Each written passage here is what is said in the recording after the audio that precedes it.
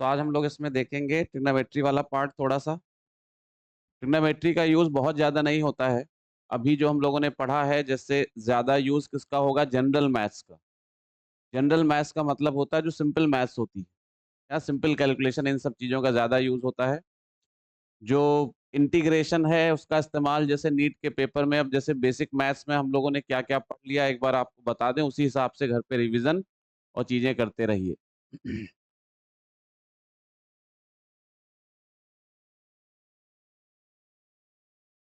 जो general maths होती है जिसमें सिंपल जैसे ये सब चीजें आएंगी जनरल मैथ्स में, जैसे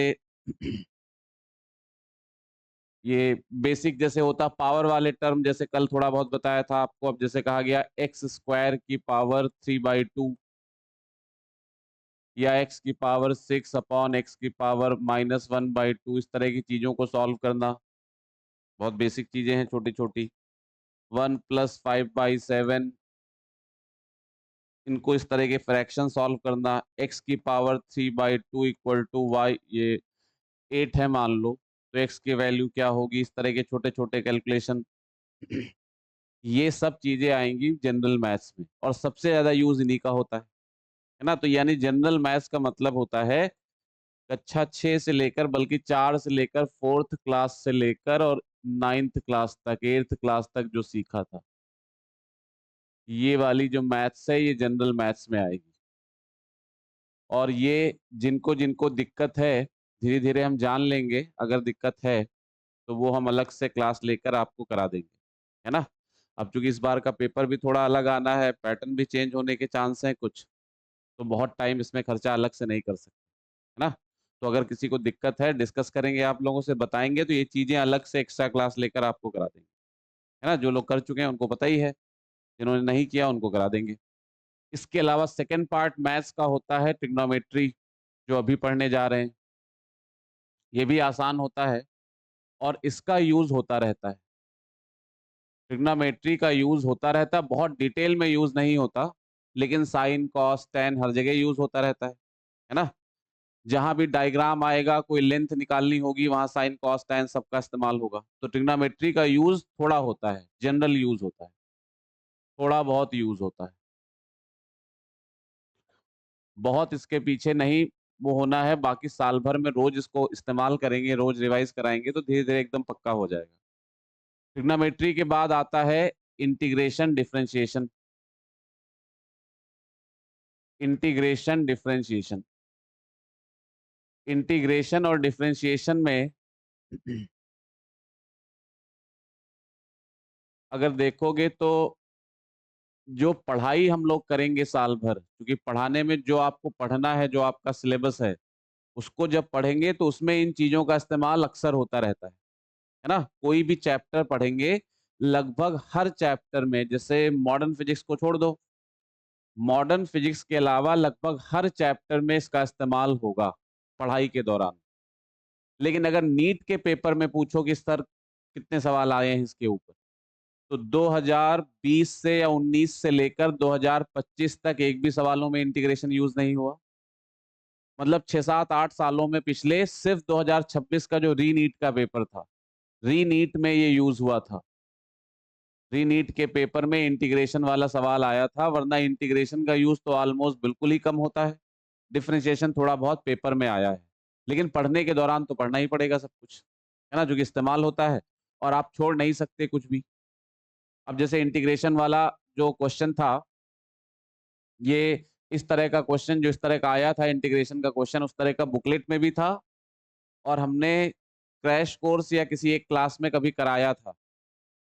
अब जैसे एक बच्चे के 515 नंबर आ रहे हैं और इंटीग्रेशन वाला सवाल गलत है उसका, तो सोचो 5 नंबर और बढ़ जाते। और जो मुझे लगता है वो कट ऑफ लास्ट तक 520 पे मिल जाएगा इस बार एमबीबीएस गवर्नमेंट कॉलेज में। तो अब सोचो उसके लिए एक सवाल का मतलब क्या होगा। 515 आ रहे हैं, हो सकता है 515 पे मिल जाए, लेकिन 520 कंफर्म था। तो अब उसके लिए से एक सवाल का इंपॉर्टेंस कितना था।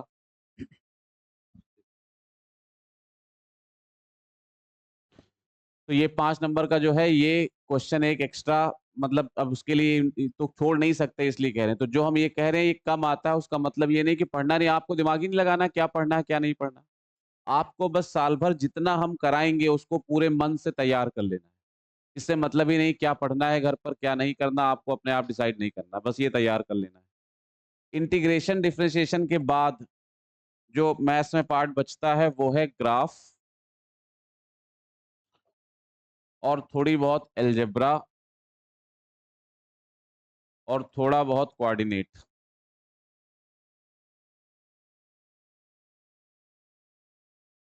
ग्राफ में सबसे इंपॉर्टेंट ग्राफ है। आजकल पेपर में जो ग्राफ वाले क्वेश्चन आते हैं, जैसे पहले आते थे तो ऐसे ग्राफ वाले क्वेश्चन आते थे जो जब हम कोई चैप्टर पढ़ रहे होंगे, जैसे मान लो मैकेनिक्स पढ़ रहे हैं, इलेक्ट्रोस्टैटिक्स पढ़ रहे हैं, कोई चैप्टर पढ़ रहे हैं, तो उस चैप्टर के अंदर वो ग्राफ्स होते थे और वो ग्राफ क्लास में पढ़ाए गए होते थे, मतलब कॉमन ग्राफ होते थे। अब उसी में से क्वेश्चन आ जाते थे पेपर में, उसी ग्राफ में से, उसी टाइप के पढ़े हुए, मतलब पढ़े हुए टाइप के क्वेश्चन आ जाते थे। अब जो पेपर आता है इसमें जो ग्राफ पूछते हैं, जैसे रीनीट के पेपर में ग्राफ के 3-4 क्वेश्चन थे, ग्राफ का इस्तेमाल जिसमें हो रहा था। अब जो पेपर आता है उसमें जो ग्राफ के क्वेश्चन पूछते हैं वो एकदम अलग टाइप के होते हैं, नए जो आपने पहले कहीं पढ़े नहीं होंगे, उस टाइप के क्वेश्चन आते हैं। वो क्वेश्चन वही कर पाएगा जिसको मैथ्स वाला ग्राफ आता हो, मैथ्स के लेवल पे आपको ग्राफ आता हो। मतलब ग्राफ 2 जगह पढ़ेंगे, एक तो शुरुआत में मैथ्स वाला ग्राफ और बाद में फिजिक्स जब पढ़ेंगे तो फिजिक्स के अंदर जो चैप्टर वाइज ग्राफ आएंगे वो अलग। मैथ्स वाला ग्राफ आना जरूरी है आजकल के सवालों को करने के लिए, तो ये बहुत इंपॉर्टेंट है। 3-4 सवाल इस पे आते हैं।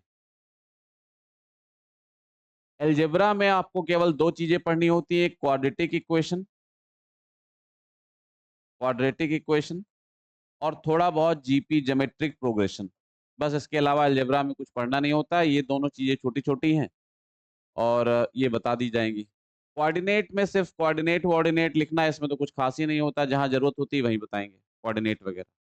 तो यानी अगर आपको पढ़ने के हिसाब से देखो तो पूरे बेसिक मैथ्स में पूरा जो मैथ्स वाला पार्ट होता है उसमें सबसे इंपॉर्टेंट होता है जनरल मैथ्स, क्योंकि ये हर सवाल में यूज होगा, फिजिक्स में भी और केमिस्ट्री में भी। अगर इसमें क्या रूट निकालना, आप जैसे रूट 115 निकालना है, रूट 107 निकालना है, कुछ इस तरह के क्वेश्चन बनेंगे, तो ये जो जनरल कैलकुलेशन वाले क्वेश्चन होते हैं ये सबसे ज्यादा इसका इस्तेमाल होता है। क्योंकि पूरे पेपर में अगर 45 क्वेश्चन है फिजिक्स में, उसमें मान लो 35 न्यूमेरिकल हैं, तो 35 न्यूमेरिकल में लगभग 35 में ये सब बातें इस्तेमाल होंगी। केमिस्ट्री के पेपर में भी इस्तेमाल होगी, जितने फिजिकल केमिस्ट्री या न्यूमेरिकल वाले सवाल हैं। इसके बाद नंबर 2 पे इंपॉर्टेंट है ग्राफ।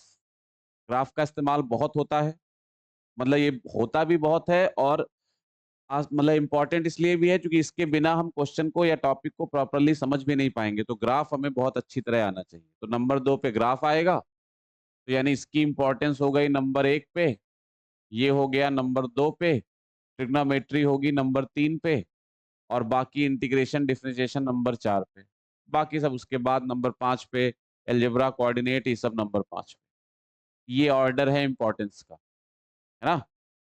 तो ग्राफ का क्लास आपको अलग से पढ़ाया जाएगा, जिनका छूटा हुआ है, जिनको है पूरा बताएंगे ग्राफ वाला पूरा डिटेल, क्योंकि वो बहुत अच्छी तरह पढ़ना जरूरी है ग्राफ वाला हिस्सा। बाकी चीजें जैसे आज हम लोग ट्रिग्नोमेट्री वाला पार्ट स्टार्ट करेंगे, इसका भी इस्तेमाल होता है, उतना ज्यादा नहीं होता है जितना ग्राफ का होता है, लेकिन फिर भी यूज होता है इसका ट्रिग्नोमेट्री का। जैसे मान लो पूरे पेपर में 45 क्वेश्चनों में से 5-6 क्वेश्चनों में तो इसका यूज होगा ही होगा, 4-5 क्वेश्चन में तो इतना इस्तेमाल होता है। आज वही स्टार्ट करेंगे। इसको ध्यान से एकदम रिवाइज। आज कितने लोगों का फर्स्ट डे आए हैं अभी? जो लोगों का फर्स्ट डे है वो मुझे क्लास के बाद मिल लीजिएगा, है ना। तो आपको कुछ बताएंगे, करना है घर पे और इसको रिवाइज करना है, मतलब जो भी चीजें हैं कैसे करना है वो बताएंगे पूरा। तो ट्रिग्नोमेट्री वाला जो पार्ट है ये स्टार्ट कर रहे हैं। अब एकदम बेसिक से हम लोग पढ़ेंगे। जो भी नोट्स कॉपी बनाइए सब लोग, अपनी एक क्लासरूम नोट्स कॉपी हो, क्लास में हम जो भी कराएंगे, थ्योरी पढ़ाएं, न्यूमेरिकल कराएं, डीपीपी सॉल्व कराएं, कुछ और क्वेश्चन कराएं, टेस्ट लें, जो भी क्लास में कराएंगे वो उसी कॉपी पर होगा। एक ही कॉपी बनाइए प्रॉपर, है ना। और एक होमवर्क कॉपी बनाइए जिसपे घर के लिए जो होमवर्क मिलेगा, सवाल करने को मिलेंगे, वो होमवर्क कॉपी पे करिए, है ना। ये पूरा एकदम अच्छी तरह से फॉलो करिए और ये फिक्र एकदम दिमाग से हटा दीजिए। आज भी मेरे फोन पे 6-7 मैसेज हैं बच्चों के कि सर समझ नहीं आ रहा है कि पेपर कठिन आ रहा है तो हम क्या करें, और कैसे पढ़ें और तैयारी करें कि ना करें। घर पे पूछा जा रहा है कि बेटा तुम डिसाइड कर लो। पिछले साल पेपर आसान आया था, 24 तक आसान आता था, तब तो तुम्हारे नंबर कम आते थे। अब तो 26 में और पेपर कठिन आया है, 25 में भी कठिन आया था। तो क्या करोगे, तैयारी करोगे कि नहीं करोगे? तो ये सब बातें एकदम समझ लो ना समझदारी वाली हैं कि तैयारी करें कि ना करें। आपको अगर पेपर कठिन वाली बात किसी से सुनो ही ना, एक तो सलाह मत लो। अब जो भी सलाह लेनी हो पढ़ाई के संबंध में, वो केवल हमसे बात किया करो बस, कि हम ये कैसे पढ़ें, हमें ये याद नहीं हो रहा है सर, हम याद करते हैं भूल जाते हैं, हमारा ये प्रॉब्लम है, हमारा वो प्रॉब्लम है, कठिन लगता है पेपर, फिजिक्स नहीं आती है, कैलकुलेशन नहीं आता है, सवाल गलत हो जाते हैं, याद नहीं होता है, जो भी दिक्कत है, पढ़ने लगते हैं, नींद आने लगती, जैसे सवाल देखते हैं इतनी भयंकर नींद आती, सवाल करने का मन नहीं करता, मन भागता है, सवाल निकलते नहीं है तो घबराहट होती है। जितनी दिक्कतें हैं इस टाइप की, ये मुझसे डिस्कस करो। और तुमसे कह रहे हैं कि एक प्रॉमिस, अगर तुम ये कसम खा लो मन ही मन अंदर से कि अब हम अगर आप कहोगे कि उल्टा लटक जाओ और हम लटक जाएंगे।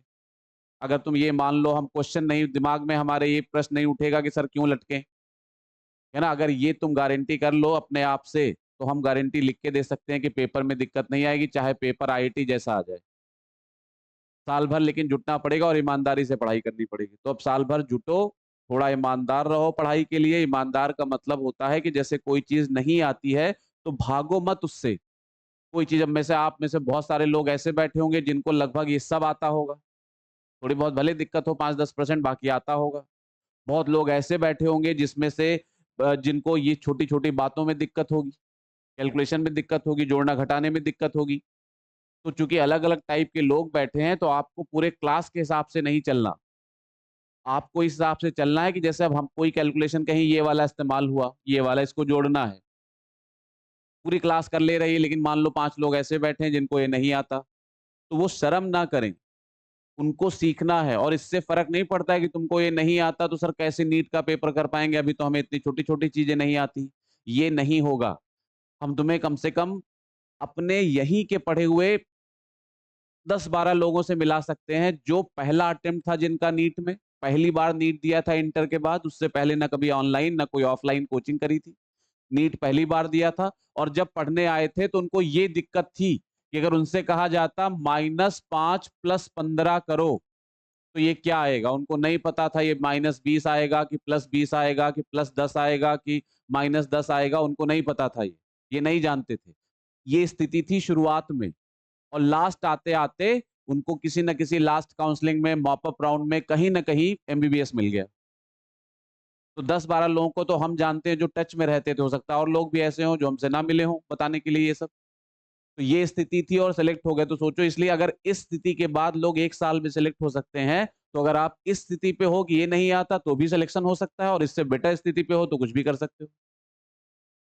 तो ये, अच्छा कितने लोग ऐसे हैं जिसको इनमें दिक्कत है? हाथ खड़ा करो। इसमें ईमान शर्म मत करना। शर्म करोगे सिलेक्शन लेने, ये पहले एक चीज पक्का कर लो मुझे, एक तो मुझसे एकदम भाईचारा बना लो, है ना? भाईचारा का मतलब है कि हमसे एकदम अपनापन डेवलप कर लो, हमसे शर्म मत करो कि अब हम सर से कैसे कहेंगे, अपना भैया, भैया ही समझो, है ना? पापा मत समझना।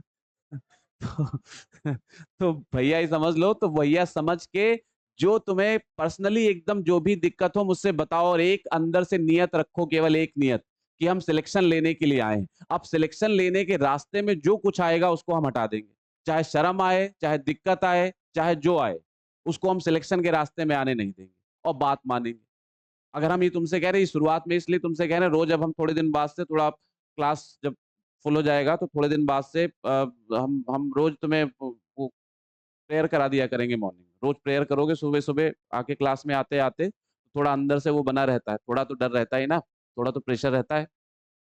ये चीज फॉलो कर लो। हम ये क्यों कह रहे हैं, जैसे पिछले साल का रिकॉर्ड बता रहे हैं, जो हमने कहा होगा 800 बच्चों में से 800 साढ़े 800 जितने थे, उन बच्चों में से लगभग 25-30 बच्चे ऐसे होंगे जिन्होंने साल भर वो फॉलो किया। अब मान लो 25-30 को हम जानते हैं जो हमसे मिलते थे, और हो सकता है 2-4-10-15 हो जिनको हम ना, जो हमसे ना टच में आते हो। हमारे टच में जो रहते थे लगातार, वो 25-30 बच्चे केवल थे जो साल भर टच में रहे। और जो हम कह रहे हैं, मतलब जिन्होंने साल भर वैसे किया जैसे हम कह रहे हैं, और उन 25-30 में से मुझे लगता है 27-28 का रिकॉर्ड हमारे पास है जो सिलेक्ट हो रहे हैं। बाकी अगर रिकॉर्ड नहीं, बाकी बात नहीं हुई, नंबर हमारे पास किसी का रहता नहीं, जिन्होंने मैसेज किया, कॉल किया, बस उन्हीं के विषय में जानते हैं, तो बाकी इतना तो समझ लो। तो ये अगर कह रहे हैं कि अगर तुम बिल्कुल साल भर जुटे रहे, जुटना आसान नहीं होगा, थोड़ा दिक्कत होगी जुटने में, इसलिए क्योंकि कभी फ्रस्ट्रेशन होगा, कभी कोई टॉपिक पढ़ा, मान लो 2 दिन बुखार आ गया, नहीं आ पाए कोचिंग, छूट गया। अब छूटने के बाद तीसरे दिन क्लास में बैठे हो, समझ नहीं आ रहा है। फिजिक्स में तो ये दिक्कत आएगी, क्योंकि फिजिक्स में सब इंटरकनेक्टेड होता है, सब जुड़ा जुड़ा होता है, कड़ी बाई कड़ी समझ लो। एक कड़ी बीच की गायब है तो अगली कड़ी समझ नहीं आएगी। तो जैसे दिक्कत आएगी, ये स्थिति आएगी। अब इस स्थिति में 2 काम कर सकते हो तुम। एक तो फ्रस्ट्रेशन में घर जाओ और ये हो यार अब समझ आ नहीं रहा है, इसको छोड़ो, फिजिक्स नहीं पढ़ेंगे। बायो निकाल लिया, सबसे आसान टारगेट, या कुछ नहीं पढ़ा।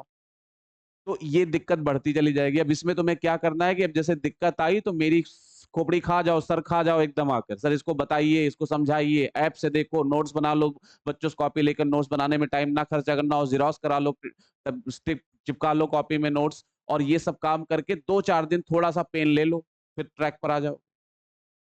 सुबह का क्लास ना छूटे, साल भर मेरा क्लास पहला ही होगा, और पहला क्लास होगा तो अभी तो मान लो गर्मी हो रही थोड़ी, उसके बाद धीरे-धीरे तुम्हारा सिलेबस बढ़ेगा, कोर्स बढ़ेगा, टेस्ट आएँगे। ये स्थितियाँ बता दे रहे हैं कहाँ-कहाँ गड़बड़ी होती है। टेस्ट आएँगे, सिलेबस बढ़ेगा, कोर्स बढ़ेगा, सवाल घर पे लगाने होंगे, हर सब्जेक्ट में होमवर्क मिलेगा, वो करना होगा। रात में देर तक हो सकता है जगना पड़े, और सुबह क्लास होगा। फिर कभी जाड़ा आएगा, जाड़े में खूब कपकपी वाला जाड़ा हो रहा होगा, और क्लास 8 साढ़े 8 के बजाय कहो 8 बजे से हो जाए।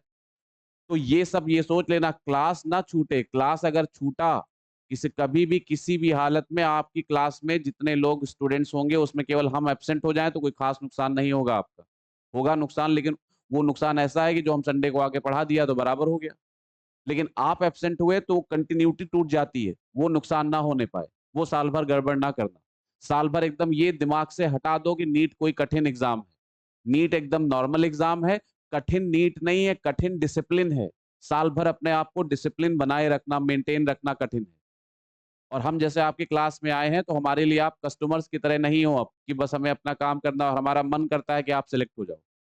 जब हमारा ये क्लास के अंदर होते हैं, तो ये एटीट्यूड नहीं होता है कि आप सिलेक्ट इसलिए हो जाओ कि कोचिंग में और बच्चे आ जाएँ, खूब कोचिंग, वो तो ज़ाहिर-सी बात रहता है, ज़ाहिर-सी बात पढ़ा रहे हैं इसीलिए, लेकिन फिर भी अब झूठ नहीं बोलेंगे आपसे, लेकिन जो क्लास के अंदर जब हम होते हैं, तो मेरा बिल्कुल ये इंटेंशन नहीं होता है कि आप कोई मतलब हमारा मन करता है कि अब आप यहाँ आए हो तो सेलेक्ट होकर जाओ।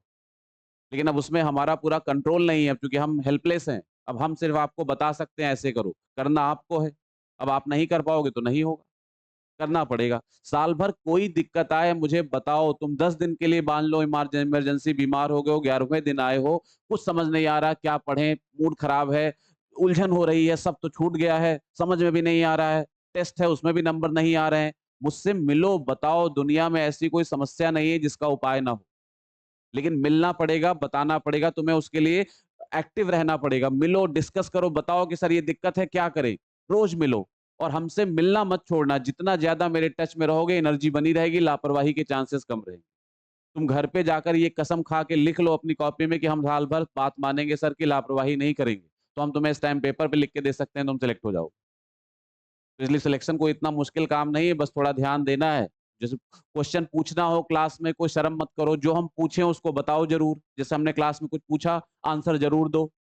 नहीं आ रहा है, गलत हो रहा है, लेकिन आंसर देने की कोशिश करो, शर्म ना करो। आंसर दिया, गलत हो गया, कोई बात नहीं। सीखने आए हो, गलत होना ना लाज़मी है, सब कुछ आता होता तो यहाँ क्यों आते? तो गलत हो गया, कोई बात नहीं। आंसर दो। क्लास में मान लो कोई छोटी चीज़ ऐसी थी जो पूरे क्लास कह रहा है, सर आता है, आता है, आता है, सर हो गया, सही आंसर है। तुमको अकेले हो जिसको लगता है नहीं आता हमें, तो शर्म ना करो, क्लास में पूछो, नहीं पूछ पा रहे हो तो क्लास के तुरंत बाद ऑफिस में आओ, बताओ कि सर सबको ये आता था लेकिन हमें नहीं आता था, हमें बता दीजिए। अभी भले तुम्हें लगे कि हमें नहीं आता, लेकिन ना आने से हमने बताया ना, ये समझ रहे हो किस लेवल की चीज़ है, कक्षा 2, 3, 4 में सिखाया जाता है ये। और जिसको ये ना आता हो, जब पहले दिन क्लास में बैठा हो, उसको ये ना आता हो और आखिरी दिन जब यहाँ से जाए तो नीट में सेलेक्ट हो जाए। ये छोटी बात है कोई? और आप भी हो सकते हो, तो इसलिए कह रहे हैं जुटो, और आप अगर इससे बेटर हो तो अब आप रैंक ला सकते हो। तो इसलिए बस अब ध्यान देना है, अब हम लोग धीरे-धीरे पढ़ाई अपनी स्टार्ट कर रहे हैं। अब आपको बस जुटना है, अब इसमें कोई लापरवाही ना हो, रोज़ का रोज़ सब लोग एक डायरी बना लो।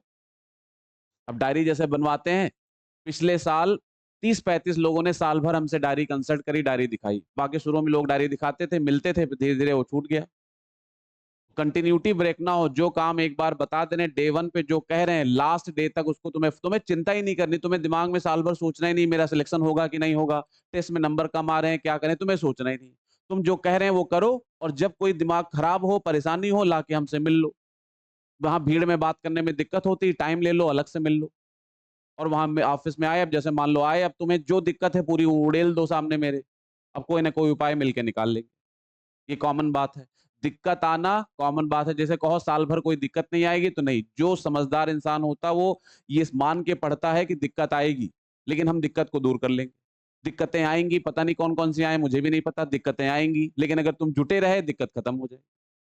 और शुरू में ये भी समझ लेना, शुरू में अगर तुम्हारे नंबर 720 नंबर का टेस्ट हुआ या 180 नंबर का फिजिक्स का टेस्ट हुआ और तुम्हारे 35 नंबर हैं, 25 नंबर हैं, तो इसमें ये ना हो किसी के तुम्हारे क्लास में 180 में 175 नंबर है, या 180 में 180 नंबर है। तो ये तुलना ना करना, उसके 35 आए, हमारे तो 35 हैं, उसके 175 आए, तो हमारा तो होगा ही नहीं। सिलेक्शन होगा, नहीं होगा, इसकी तुलना ही नहीं करनी। तुम्हारे 35 आए हैं, तो तुम ये अपने आप से पूछ लो, क्या हमने लापरवाही करी है या पूरी मेहनत करने के बाद भी 35 आए हैं? अगर लापरवाही करी है, तो तुम्हें पता होगा, सुधारो उसको, हमसे मिलो। और मैं पूरी मेहनत करने के बाद भी 35 आए हैं, तो भी हमसे मिलो।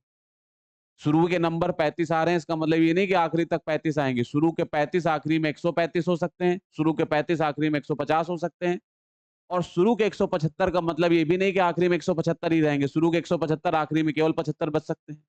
डिपेंड करता है कि साल भर तुमने कितनी मेहनत करी। इसलिए इसको ध्यान रखना, ये सब चीज़ों को, इसलिए और इतनी बातें याद रख नहीं पाओगे, इसलिए एक ही बात आखिरी है जो फाइनली याद रखनी है। कोई दिक्कत आए किसी तरह की, आकर हमसे मिलो। बस, और कुछ करना ही नहीं। किसी तरह की दिक्कत आए आकर मिल लो और हमें बता दो कि सर ये स्थिति चल रही, क्या करें? और कोई ना कोई रास्ता निकल आएगा। तो अब थोड़ा-थोड़ा शुरू कर लेते हैं। ट्रिग्नोमेट्री में बहुत छोटी-छोटी चीज़ें होती हैं। एकदम बेसिक से कोई चीज़ पढ़ेंगे, जिनको पहले से आता है, जैसे मान लो मुझे मालूम है बहुत सारे लोग ऐसे हैं जिनको ये छोटी-छोटी बातें और बेसिक बातें पहले से आती हैं। तो वो थोड़ा बहुत रिवाइज़ कर लें इस मेरे साथ-साथ, और बाकी जब हम कोई सवाल-ववाल दें, होमवर्क वगैरह दें, तो उसमें स्पीड का ध्यान रखें। जैसे मान लो बाकी लोगों के लिए वो सवाल 2 घंटे में करने हैं, तो तुम आधे घंटे में करो, जिसको आता है। स्पीड बढ़ाओ, ओरल करो, बिना पेन लगाए करो, मतलब इम्प्रूवमेंट करो। आता है तो ये नहीं कि हमें आता है, अब क्या करें इसमें? जो कि आता ही होगा, बहुत बेसिक बातें बताने जा रहे हैं अभी। जब से फिज़िक्स स्टार्ट होगी, तब से तो खैर कुछ आता ना आता की बात ही खत्म हो जाएगी, लेकिन जब तक ये बेसिक बातें चलेंगी, तब तक ध्यान देना है। ट्रिग्नोमेट्री में बस वही साइन, कॉस, टैन के विषय में पढ़ना होता है। सबसे पहली चीज़ इसमें जो इस्तेमाल होती है, जो हमें जाननी है, वो होता है एंगल। जो नोट साथ-साथ लिख पाओ लिख लो, बाकी लोग टेलीग्राम चैनल है अपना, उसको जॉइन कर लें, अगल-बगल वालों से लेकर जॉइन कर लो। उसपे हम अभी तो केवल पीडीएफ-वीडीएफ आएँगे शुरुआत के दिनों में, फिर धीरे-धीरे कभी टेस्ट आएगा, कभी टाइम टेबल आएगा कि तुम्हें इधर क्या करना है, आज के दिन क्या करना है, कभी रिवीजन नोट्स आएँगे, कभी कुछ आएगा, कभी पेपर आएगा, कभी डीपीपी आएगा, उसपे आते रहेंगे। तो उसको जॉइन कर लो, ये पीडीएफ भी उसी पर आएगा। तो साथ में जो नोट कर सकते हो कर लिया करो, बाकी घर पे कर लेना। तो सबसे पहला पॉइंट है एंगल क्या होता है? तो एंगल हम सब लोग जानते हैं। एंगल जो होता है, सबको पता ही है क्या होता है? एंगल 2 तरह से पढ़ते हैं हम लोग। एक पढ़ते हैं प्लेन एंगल, और एक पढ़ते हैं सॉलिड एंगल।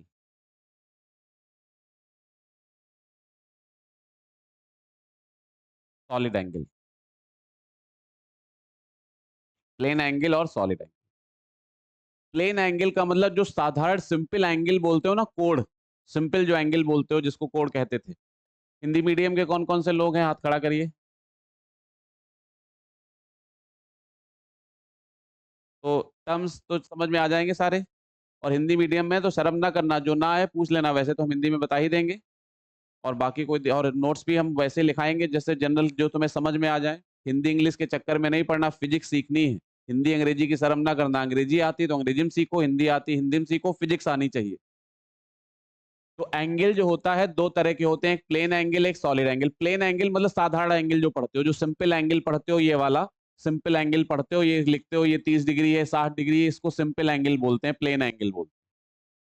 और सॉलिड एंगल अलग होता है। सॉलिड एंगल का ज़्यादा यूज़ नहीं होगा। इसका इस्तेमाल हम गॉस थ्योरम चैप्टर में करेंगे। इसको हम यूज़ करेंगे गॉस थ्योरम चैप्टर में। Used in chapter Gauss theorem. जब गॉस थ्योरम पढ़ेंगे उसमें इसका इस्तेमाल करेंगे, गॉस थ्योरम।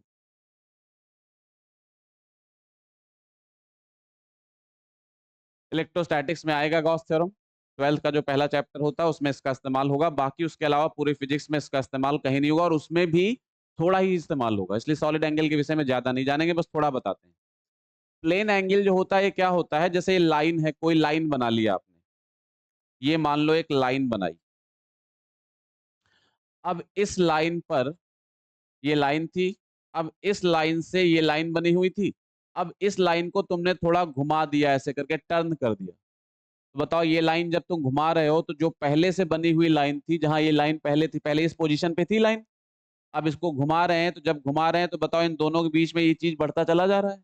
ये जो दोनों के बीच में टर्न होता है, कितना घूमी ये लाइन, पहले ये लाइन ऐसे थी अब ऐसे हो गई, कितना घूम गई। जितना घूमी, साइंटिस्टों के सामने इसकी जरूरत पड़ी कि इसको क्या कहा जाए। वे शुरू में थोड़ी ना जानते थे ये एंगल होता, थीटा लिखते हैं।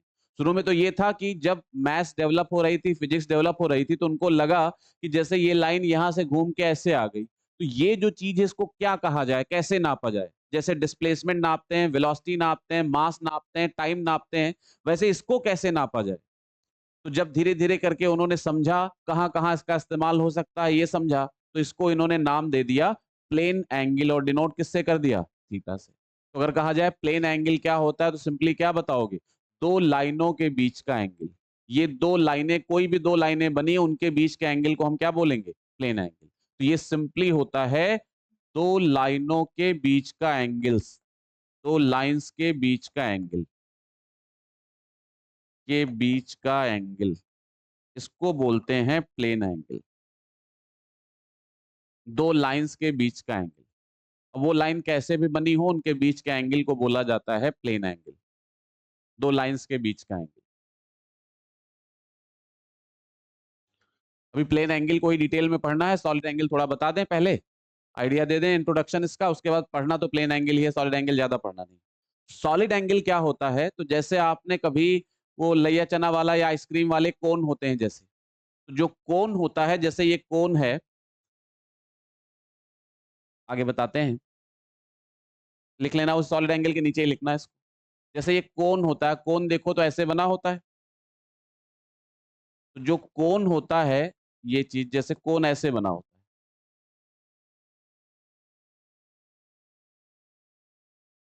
इस तरह से कोन को मान लीजिए बनाया गया, ये कोन बना हुआ है।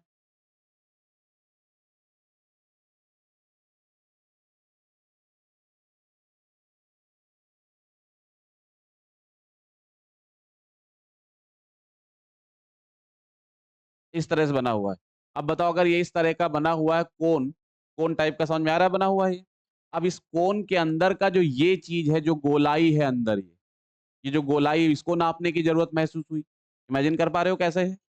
कोन ऐसे टाइप का बना हुआ है, जैसे आइसक्रीम कोन होता है या लय चना वाला कोन देता है, तो कोन वो जो गोल गोल बना के देता है, उसके अंदर का ये चीज होता है, ये गोलाई। तो ये हुआ कि इसको कैसे नापा जाए, इसको क्या कहा जाए। तो पहले जैसे साइंटिस्ट लोग ये भी नहीं जानते थे कि ये क्या है, पहले ये भी नहीं जानते थे कि एक लाइन से दूसरे लाइन के बीच का ये क्या कहलाएगा, इसको कैसे नापा जाए। फिर धीरे धीरे धीरे धीरे करके उन्होंने एक नया क्वांटिटी निकाली, जिसको क्या नाम दिया, प्लेन एंगल। अच्छा, ये प्लेन एंगल में ये भी, जैसे आप जानते हो, इसको यहां कहें तब भी कितना होगा, थीटा। ये भी कितना होगा, थीटा। यहां नापे तब भी कितना होगा, थीटा। मतलब ये प्लेन एंगल को, इस लंबाई को नहीं नापता, इनके बीच के गोलाई को। ये बस ऐसे क्वांटिटी है, दो लाइनों के बीच में जो टर्न हुआ, जो घुमाव हुआ, उस घुमाव को क्या बोलते हैं, plane angle. Turning between two lines, घुमाव को प्लेन एंगल बोलते हैं। वैसे जब थोड़ा और फिजिक्स मैथ्स डेवलप हुई, तो साइंटिस्टों को लगा कि अब इसको क्या बोला जाए, इसको कैसे नापा जाए, ये जो घुमाव है, ये जो गोलाई है, इस कोन के अंदर की गोलाई, इसको कैसे नापा जाए। तो इसको एक नया नाम दे दिया गया, और इसको डिनोट किया गया ओमेगा से, और नाम क्या दिया गया, सॉलिड एंगल, सॉलिड एंगल। तो अगर आपसे कहा जाए सॉलिड एंगल कैसे बनाते हैं, तो कोई भी चीज, जैसे अब ये एसी है, अब कहा जाए बताओ हमारे, ये पॉइंट ले लिया हमने, उंगली ले लिया, अब पूछा जाए सॉलिड एंगल, ये एसी हमारे उंगली पर कितना सॉलिड एंगल बनाएगा, ये एसी हमारी उंगली पर कितना सॉलिड एंगल बनाएगा, ये करना है। तो तुम्हें क्या करना होगा, एसी का जो किनारा है, इसके हर किनारे को हमारे उंगली से मिला दो। तो एक कोन जैसा कुछ बन जाएगा, उसके अंदर की गोलाई को क्या बोल देंगे? Solid angle. बात समझ में आती? जैसे ये कुछ भी रखा है, अब जैसे ये डिस्क रखी थी, रिंग थी, डिस्क थी, जो कह लो इसको। अब कहा गया ये डिस्क इस पॉइंट पी पर कितना सॉलिड एंगल बनाएगी, तो डिस्क की जो बाउंड्री है उसके हर हिस्से को इस पॉइंट से मिला दिया, कोन जैसा बन गया। जो गोलाई आएगी उसी को क्या बोलेंगे? सॉलिड। अब तुमसे कोई भी शेप हो बॉडी का, ये शेप है, ये शेप है, अब कहा गया बताओ ये इस पॉइंट पर कितना सॉलिड एंगल बनाएगा? मिला दो, इसके किनारे को इस पॉइंट से मिला दो, कोन जैसा बन गया। अब ये जो गोलाई होगी इसी को क्या बोलेंगे? सॉलिड। सॉलिड एंगल समझ में आता है क्या है? अच्छा, जैसे प्लेन एंगल में होता था कि ये कोई इस लंबाई को थीटा नहीं कहते थे, इस टर्निंग को, जो घुमाव है, इसको थीटा कहते थे। तो घुमाव जितना यहां है उतना ही यहां है, उतना ही यहां है घुमाव। तो इसलिए थीटा में इससे नहीं मतलब कि सर थीटा कहां वाला एंगल है, तो चाहे यहां दिखाओ चाहे यहां, ये जो हम ऐसे दिखाते हैं तो दिखाने का तरीका है, बाकी एंगल पूरा चाहे जहां दिखाओ हर जगह क्या होगा? थीटा।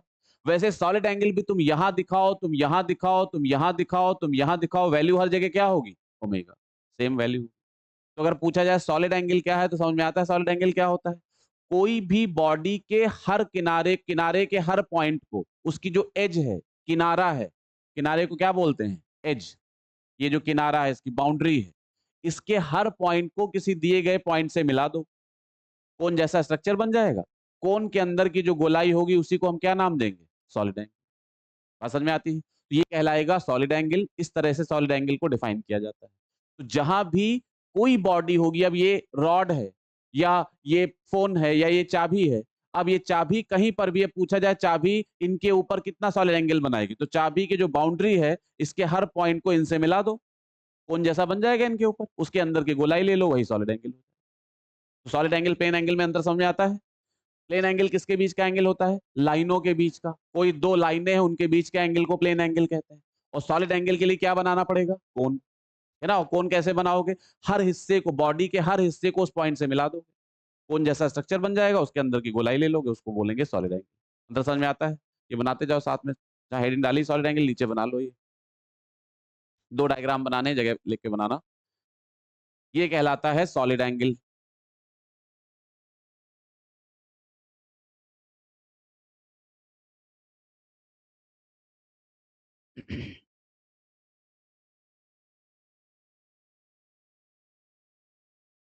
सॉलिड एंगल में और प्लेन एंगल में क्या कनेक्शन होता है? जैसे कहिए सर क्या दोनों में कोई कनेक्शन है? सॉलिड एंगल में और प्लेन एंगल में कोई आपस में रिलेशन होता है क्या? कोई आपस में कनेक्शन है, कोई आपस में फॉर्मूला होता है ऐसा जो सॉलिड एंगल का प्लेन एंगल से कनेक्शन बताए? तो बिल्कुल होता है, और इसी एक फॉर्मूले का यूज हम गॉस थ्योरम चैप्टर में करेंगे। बता देते हैं थोड़ा सा। जैसे मान लो ये दोबारा डायग्राम बना रहे हैं बड़ा थोड़ा, ये है, आपसे कहा गया ये एक रिंग है या डिस्क है कुछ मान लो, और कहा गया बताओ ये इस पॉइंट पर कितना सॉलिड एंगल बनाएगी। तो डायग्राम तो दिख ही रहा है ऊपर, दोबारा बना के दिखाते हैं। कितना बनाएगी? तो हमने क्या किया, इसके हर हिस्से को यहां से मिला दिया, ये तो करना है, हर हिस्से को यहां से मिला दिया। पूरा मिलाएंगे तो ऐसा दिखेगा।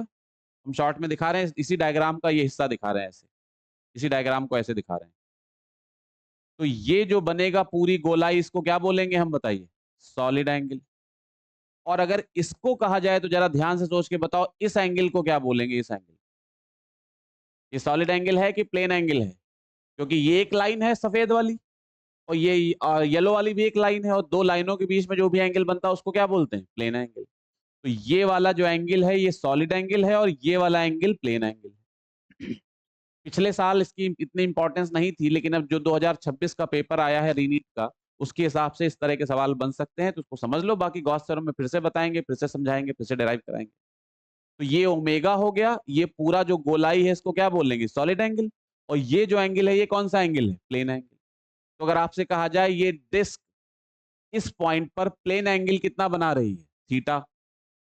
और यही डिस्क या रिंग जो भी है ये इस पॉइंट पर सॉलिड एंगल कितना बना रही है? ओमेगा। तो दोनों में अगर पूछा जाए क्या कनेक्शन है, क्या रिलेशन है, थीटा ओमेगा का आपस में संबंध क्या है, तो ये फॉर्मूला होता है जो तुम्हें याद रखना है।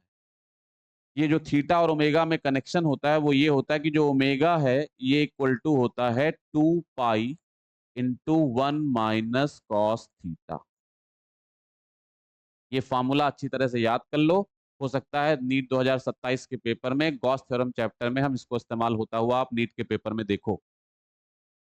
अभी कोई ऐसा नहीं है, वहां जब इलेक्ट्रोस्टैटिक्स पहुंचेंगे तो पूरा बताएंगे फिर से। तो ओमेगा आ जाएगा 2 पाई 1 - cos थीटा, ये रिलेशन होता है। डायग्राम बना लो, फिर एक बार सुन लो पूरी बात।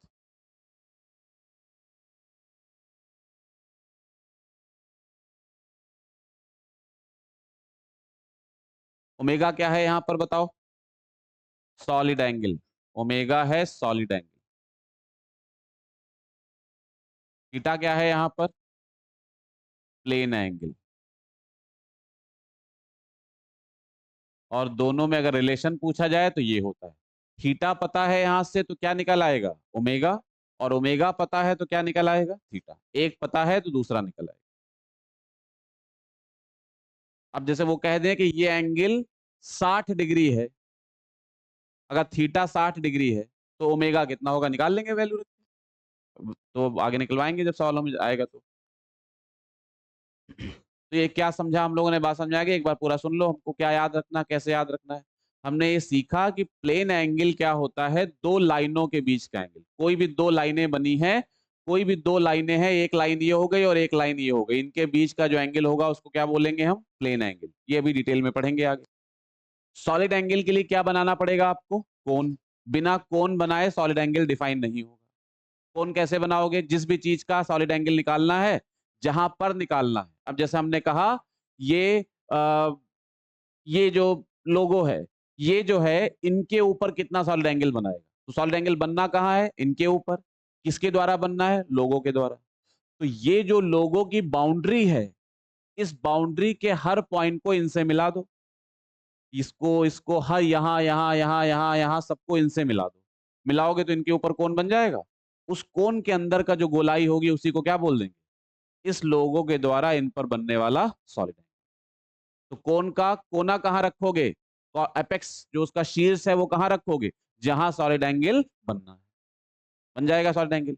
अब अगर सॉलिड एंगल पता है, इस तरह का कोन बना हुआ है कहीं, और सॉलिड एंगल तुम्हें निकालना है और थीटा पता है, तो दोनों में रिलेशन क्या होता है, फॉर्मूला क्या होता है? Omega equal to 2 pi 1 - cos। बात समझ में आती? सॉलिड एंगल की यूनिट क्या होती, नापते किस में है इसको? तो इसका छोटा सा इस्तेमाल है, बता देते हैं, बाकी प्लेन एंगल डिटेल में देखेंगे। तो सॉलिड एंगल को नापते हैं स्टेरेडियन में। इसको लिख लो। यूनिट जो होती है, जब यहां से सॉलिड एंगल निकलेगा तो इसको क्या क्या लिखेंगे? जैसे एंगल को डिग्री लिखते हैं, तो इसको क्या लिखेंगे? तो इसको लिखते हैं स्टेरेडियन। इसका नाम होता है स्टेरेडियन, यूनिट होती है स्टेरेडियन। तो unit of solid angle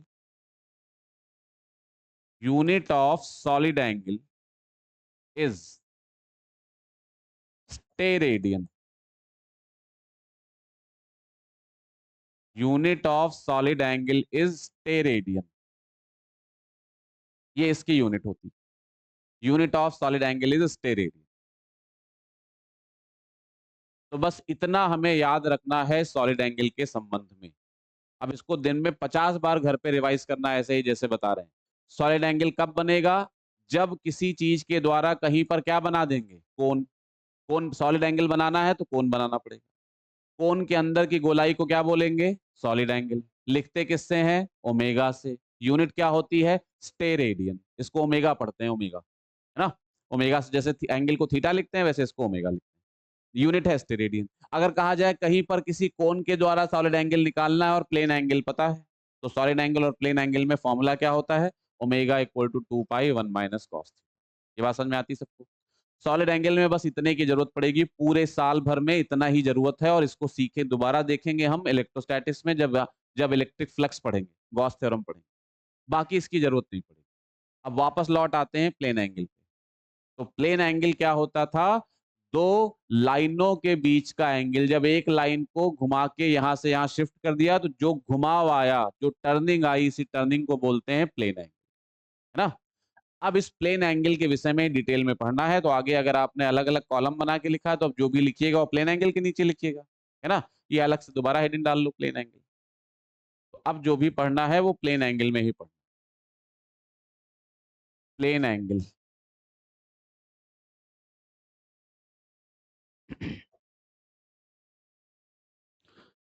plane angle जो होता है, इसको थीटा से डिनोट करते हैं। अब सबसे पहला काम आता है, जैसे सॉलिड एंगल को हम स्टेरेडियन में नापते हैं, तो प्लेन एंगल को किस किस यूनिट में नापेंगे, इसमें समझ लो। तो प्लेन एंगल की यूनिट्स क्या होती हैं सबसे पहले, तो इसको 3 यूनिट्स में नापा जाता है। 3 यूनिट्स होती हैं, 3 तरह से नापा जाता है। एक होती है इसकी एसआई यूनिट,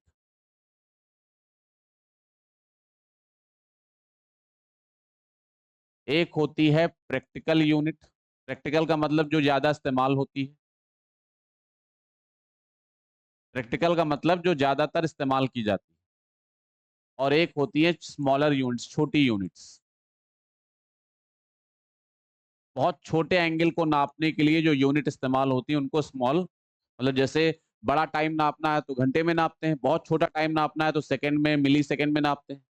तो वैसे स्मॉल यूनिट्स में तो 3 यूनिट होती है। एसआई सिस्टम में जो इसकी यूनिट होती है वो रेडियन कहलाती है, रेडियन। इसका इस्तेमाल होगा साल भर, सीखना है डिटेल में इसको, रेडियन कहलाती है। प्रैक्टिकल यूनिट जो होती है वो डिग्री होती है। ये सब लोग जानते हैं, 50 डिग्री, 60 डिग्री, 70 डिग्री एंगल लिखते हैं हम लोग। और जो स्मॉलर यूनिट्स होती है, छोटी यूनिट्स, इनका इस्तेमाल हमारे सिलेबस में अभी तक नीट में कभी नहीं हुआ, लेकिन नाम सुन लो बस, मिनट और सेकंड। जैसे कहो सर मिनट और सेकंड तो टाइम होते थे, यहाँ पर मिनट और सेकंड एंगल की भी यूनिट में लिखा जाता है, मिनट एंड सेकंड। और कैसे यूनिट डिफाइन होता है, तो जो 1 डिग्री होता है वो 60 मिनट के बराबर होता है। मिनट के लिए एक डंडा लगाते हैं, 1 डिग्री 60 मिनट। ये मिनट क्या होता है अगर समझना है तो ऐसे समझ लो कि जैसे तुमने 1 डिग्री का एंगल बनाया, मान लो ये एंगल कितने डिग्री का है, 1 डिग्री का। अब इसको 60 बराबर बराबर भागों में बांट दो, 60 भागों में बांट दो, मतलब ऐसे करके लाइनें बनाओ। और कितनी लाइनें बना दो, 60। इतनी लाइनें बनाओ कि कितने खाने बन जाए टोटल, 60। 60 खाने बन गए। तो जो एक खाना होगा उसको क्या बोलेंगे, 1 मिनट। मतलब 1 डिग्री के 60 हिस्से करो तो किसी एक हिस्से को क्या बोलेंगे, 1 मिनट। समझ में आती है। तो 1 डिग्री में कितने मिनट हैं बताओ, कितने 1 डिग्री में कितने मिनट हैं, 60। उसी तरह 1 मिनट जो आया ये, इसके फिर कितने हिस्से कर दो, 60। तो जो एक खाना आएगा, तब जब 1 मिनट के 60 हिस्से करोगे तो जो एक हिस्सा आएगा कोई, उसको बोलेंगे 1 सेकंड। तो 1 मिनट में कितने सेकंड होंगे, मिनट को 1 डंडे से लिखते हैं और सेकंड को 2 डंडे से लिखते हैं। तो 1 मिनट में कितने सेकंड होंगे, 60। मिनट और सेकंड की ज्यादा जरूरत नहीं पड़नी है, क्योंकि यूनिट का नाम आया है तो बता दिया, इसके पीछे ज्यादा नहीं पड़ेंगे।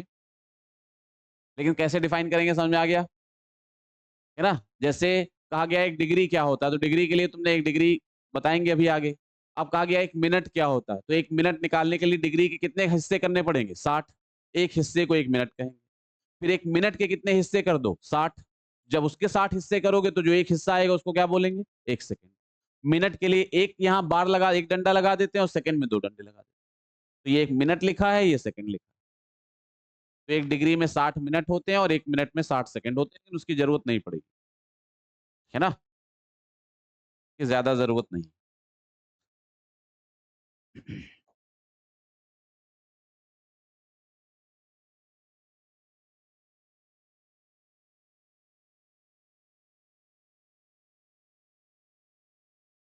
ज्यादा जरूरत नहीं। अब जरूरत इन दोनों की पड़ेगी, ये दोनों कसके यूज होंगे, इनका इस्तेमाल प्रॉपरली होगा। तो डिग्री और एसआई यूनिट एक बार समझ लेते हैं, डिग्री और रेडियन में क्या समझ, क्या होता है, कैसे समझते हैं, आता होगा, फिर भी एक बार बता देते हैं। इसके लिए सबसे पहले हम एक सर्किल लेते हैं। ये मान लो एक सर्किल बना हुआ है, और सर्किल में डिफाइन किया जाता है कि जैसे मान लो ये सर्किल बना हुआ है इस तरह से, ये सर्किल इस तरह से बना हुआ है। अब इस सर्किल में मान लें 2 कोई पॉइंट ले लेते हैं, जैसे एक पॉइंट ये हो गया और एक पॉइंट ये ले लिया, 2 पॉइंट ले लिए।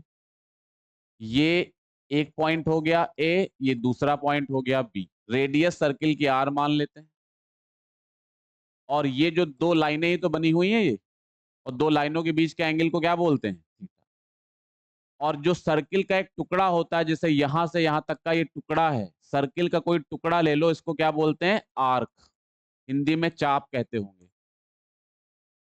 तो ये सर्किल का टुकड़ा आर्क है, इसकी लेंथ को एस मान लेते हैं, ये आर्क है, इसकी लंबाई को एस मान लेते हैं।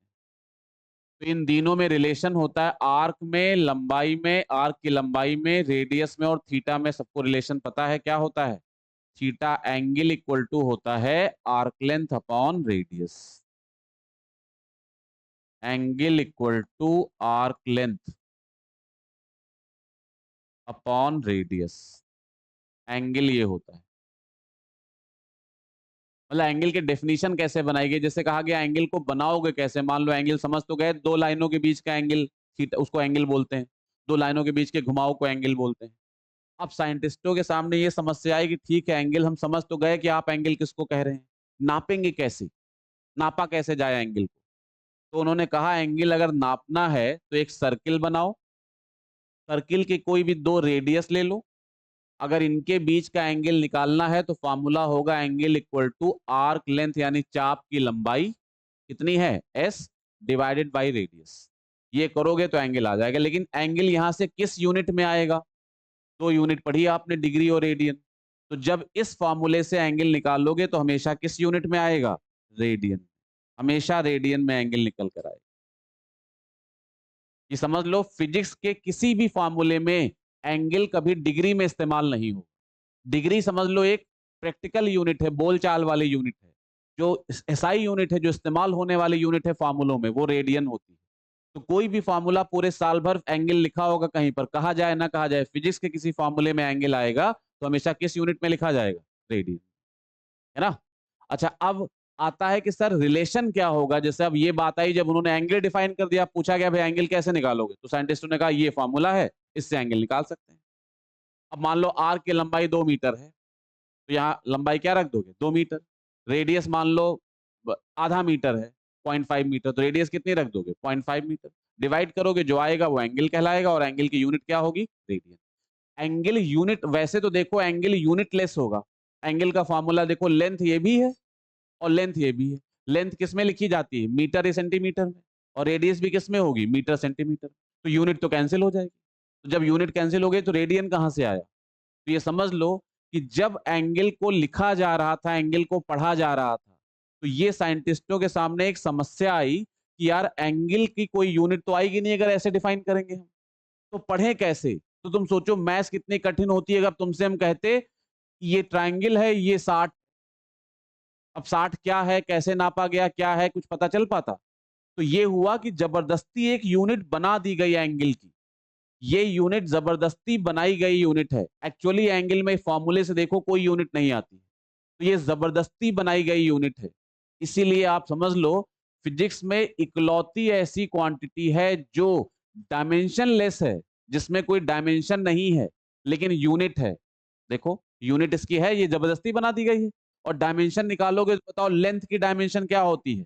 एल। लेंथ को क्या लिखते हैं? एल। और रेडियस की डायमेंशन भी क्या होगी? एल। एल एल कैंसिल होकर डायमेंशन खत्म हो जाएगी।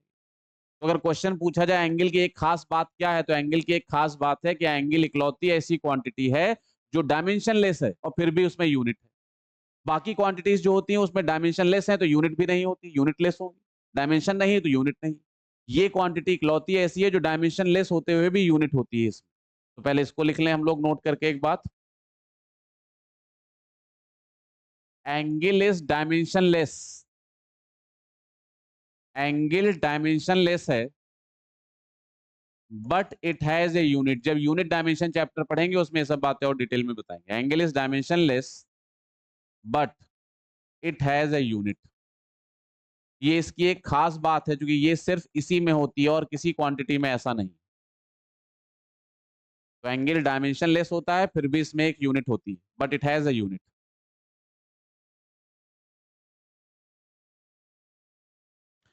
तो बताओ एंगल निकालने का फॉर्मूला याद हो जाएगा सबको, यूज होगा बार बार। क्या फॉर्मूला होता है?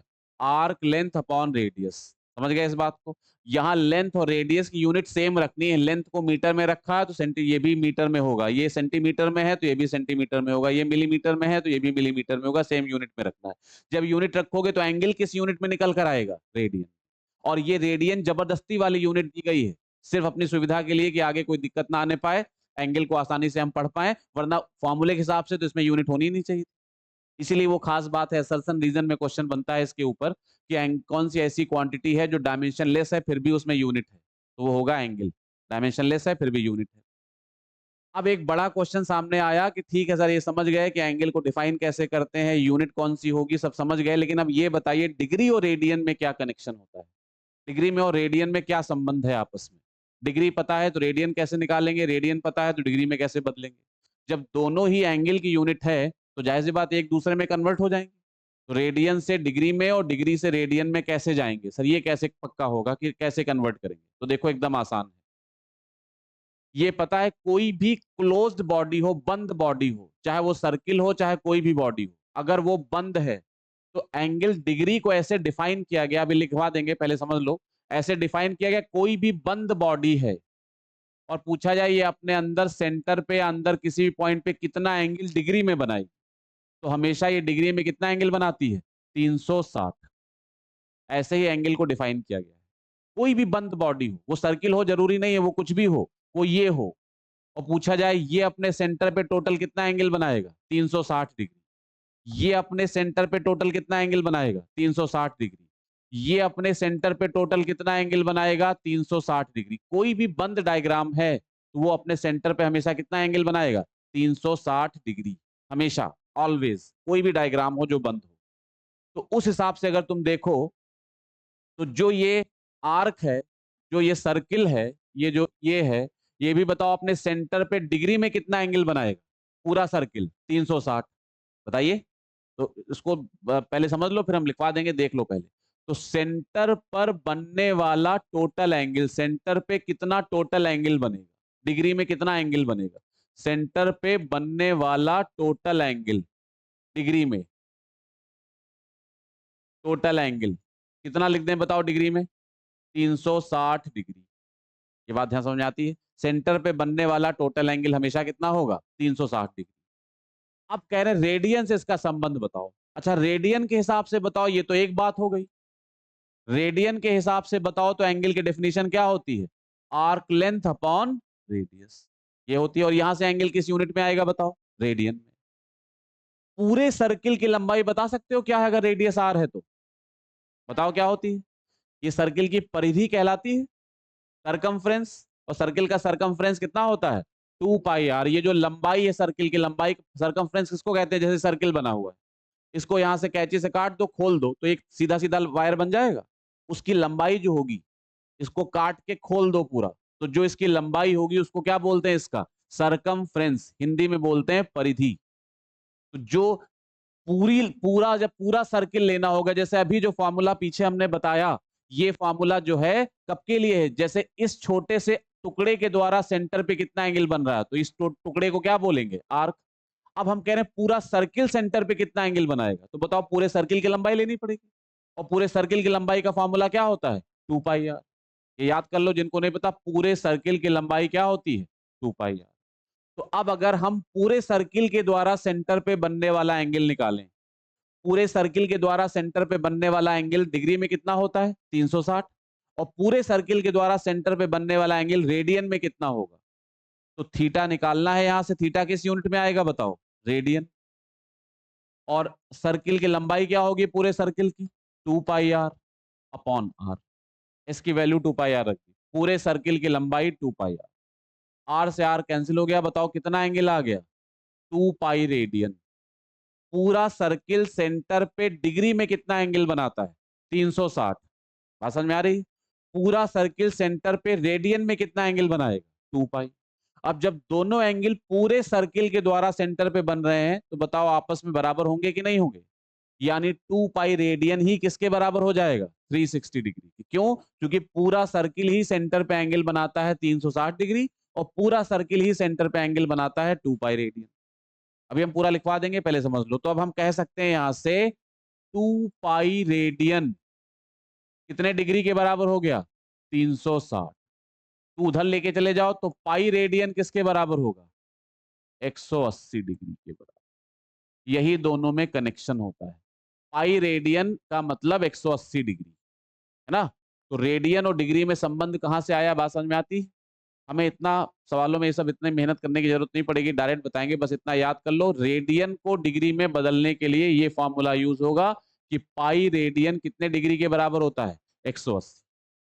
अब मान लो तुम्हें रेडियन में एंगल दिया हुआ है, रेडियन में जब कभी एंगल दिया होगा तो उसमें पाई के फॉर्म में लिखा होगा, डिग्री में कभी पाई नहीं आएगा। डिग्री लिखा होगा तो ऐसे लिखा होगा 70 degree, 15 degree, 104 degree, 105 degree, degree में ऐसे लिखा होगा। रेडियन में एंगल लिखा होगा तो ऐसे लिखा होगा π/2 रेडियन, π/3 रेडियन, उसमें पाई के फॉर्म में एंगल लिखा होगा। और यहाँ पाई की वैल्यू नहीं रखनी है आपको, पाई को बस पाई लिखा रहने देना है। π/7 रेडियन, 2π/3 रेडियन। रेडियन में जब एंगल लिखा होगा तो पाई के फॉर्म में लिखा होगा, और डिग्री में जब एंगल लिखा होगा तो ऐसे लिखा होगा। डिग्री और रेडियन में अंतर समझ में आता है क्या है? तो डिग्री ऐसे लिखा होगा, रेडियन होगा तो पाई होगा। तो अब अगर आपको कोई एंगल रेडियन में पता है और इसको डिग्री में बदलना है, या कोई एंगल डिग्री में पता है और इसको रेडियन में बदलना है, तो कैसे बदलोगे? देखो एकदम आसान है। हमने क्या बताया, पाई रेडियन किसके बराबर होगा? बोलो कितने डिग्री के बराबर होता है? 180। मतलब पाई रेडियन या 180 डिग्री, दोनों का मतलब सेम है। तुम पाई रेडियन की जगह क्या रख सकते हो? 180 डिग्री। तो अब जैसे तुमसे कहा गया रेडियन को डिग्री में बदलो, अब अभी हम लिखवा देंगे पूरा, पहले समझ लो। रेडियन को डिग्री में बदलो,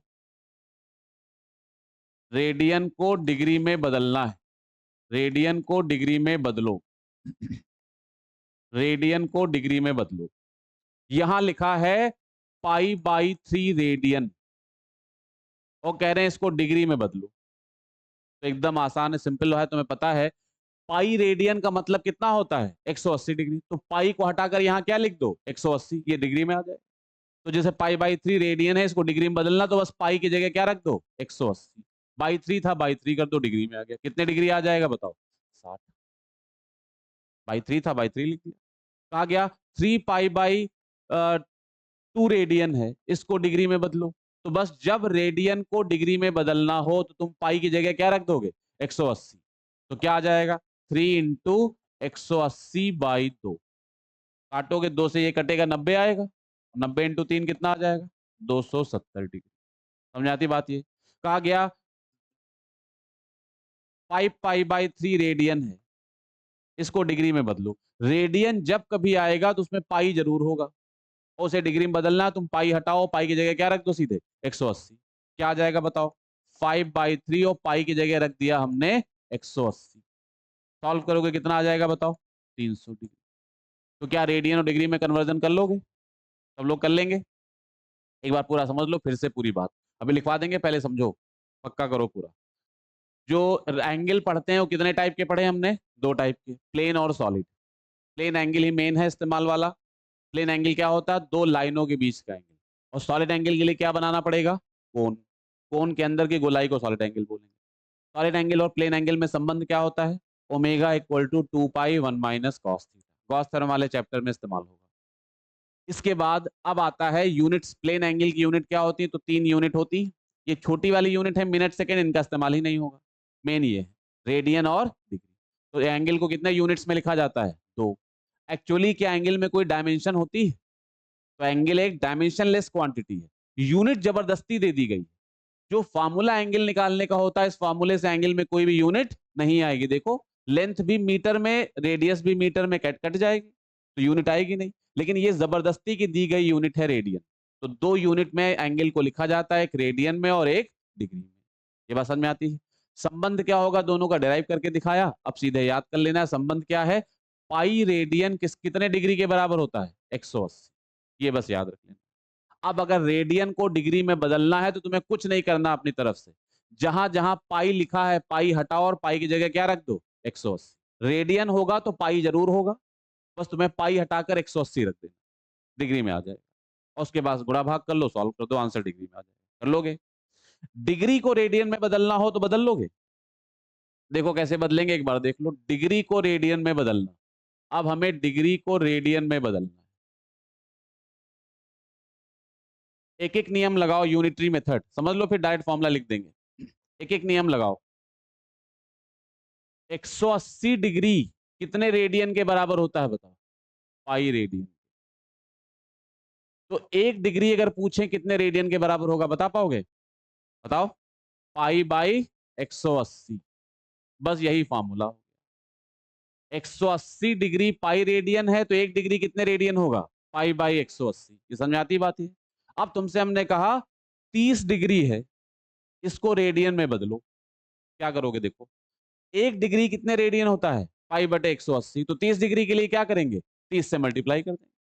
नहीं बात समझ में आ रही, 1 डिग्री इतने रेडियन के बराबर है, तो 2 डिग्री होगा तो 2 गुना कर देंगे, 3 डिग्री होगा तो 3 गुना, 10 डिग्री होगा तो 10 गुना, 30 डिग्री है तो 30 गुना। मतलब जितने डिग्री है उसको इससे मल्टीप्लाई कर दो, तो क्या आ जाएगा बताओ, pi by 180 into 30। Zero zero cut गए, 3 से ये कटेगा, क्या आंसर आ जाएगा बताओ, पाई बाई 6 रेडियन। बात समझ में आती, कहा गया pi by 3 pi by sorry 120 degree है, हाँ कहा गया 120 डिग्री को रेडियन में बदलो, कर लोगे, अब सीधे याद कर लो, 1 डिग्री में इतने रेडियन होते हैं, तो अगर 120 डिग्री में पूछा जाए कितने रेडियन होंगे तो क्या करेंगे, 120 से मल्टीप्लाई, मल्टीप्लाई कर देंगे। तो अब कुछ नहीं करना, तुम्हें सीधे याद करना है, डिग्री को रेडियन में बदलना है तो किससे मल्टीप्लाई कर देंगे, 120 पाई बाई 180। तो डिग्री जैसे 120 डिग्री है, इसको रेडियन बदलना तो 120 लिखेंगे और मल्टीप्लाई किससे कर देंगे, पाई बाई 180। अब सॉल्व कर लो, जीरो जीरो कटा, 6 से कट जाएगा, 6 दूनी 12 और 6 तियां 18, क्या आंसर आ जाएगा बताओ, 2 पाई बाई 3 रेडियन। कन्वर्ट कर लोगे कि नहीं कर लोगे, बताइए। तो अब पूरा एक बार रिवाइज बताओ फिर से, फिर रेडियन को डिग्री में और डिग्री को रेडियन में बदलना, तो समझ गए करेंगे कैसे।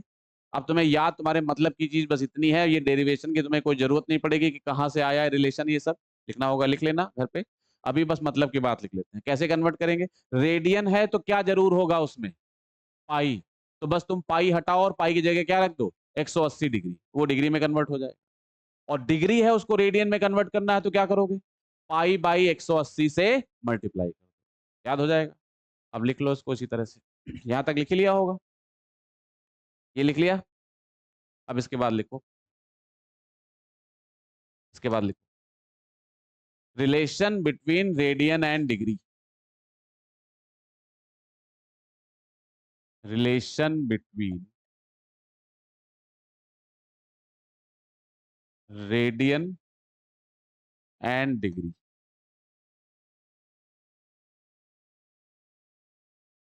रेडियन और डिग्री में relation, relation between radian and degree. पहला रिलेशन लिख लो, पहले ये लिख लो, पाई रेडियन ये 180 डिग्री के बराबर हो।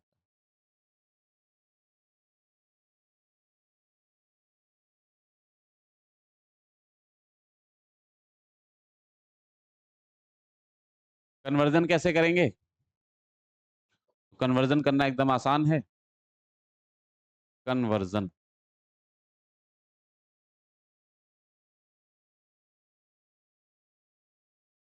कैसे करेंगे देखो,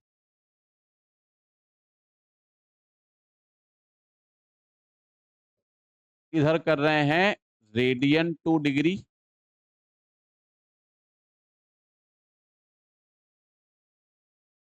और इधर कर रहे हैं डिग्री टू रेडियन।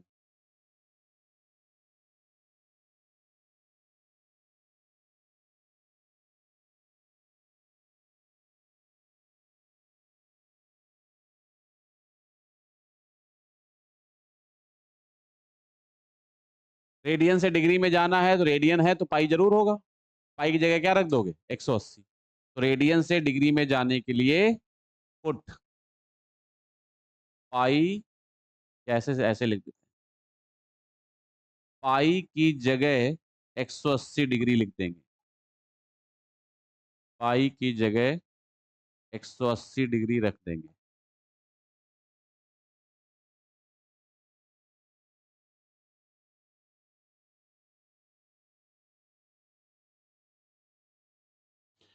और डिग्री से रेडियन में जाना है तो किससे मल्टीप्लाई कर देंगे, पाई बाय 180 से। डिग्री वाले एंगल को पाई बाय 180 से मल्टीप्लाई कर देंगे, एंगल को पाई बाय 180 से मल्टीप्लाई कर देंगे, मल्टीप्लाई कर देंगे। डिग्री वाले एंगल को पाई बाय 180 से मल्टीप्लाई कर देंगे। कन्वर्ट कर लोगे सब लोग?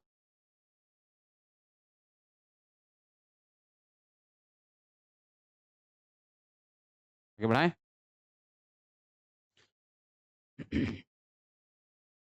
करो कन्वर्ट।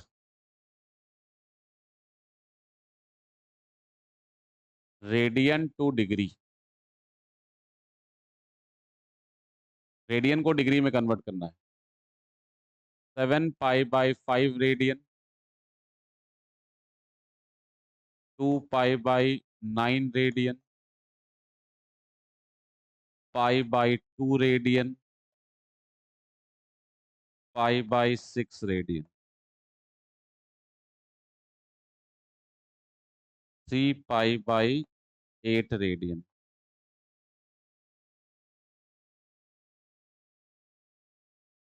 फटाफट डिग्री में कन्वर्ट करो।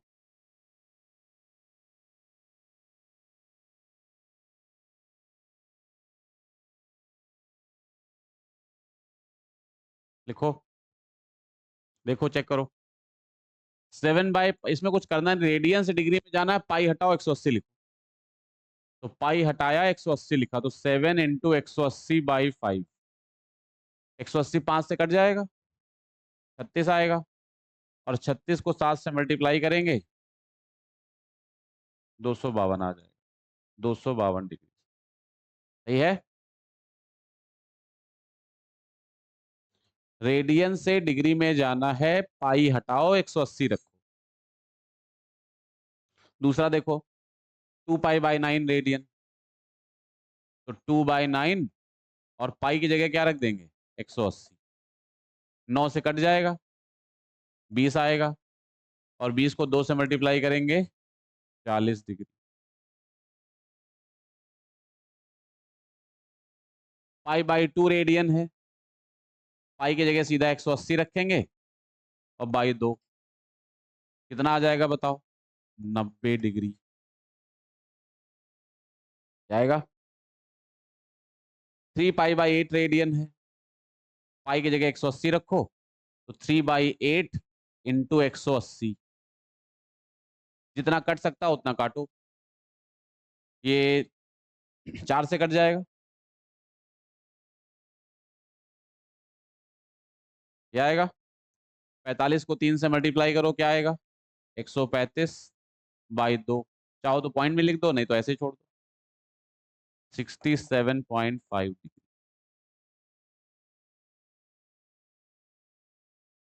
इसमें कोई समस्या तो बताइए, कर लेंगे सब लोग।